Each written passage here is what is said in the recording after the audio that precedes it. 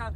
सरदार साहब क्या कहना चाहेंगे? आज आपको हर जगह पे जो है वो रोका गया है और आपको आगे नहीं बढ़ने दिया गया पंजाब हुकूमत की तरफ से।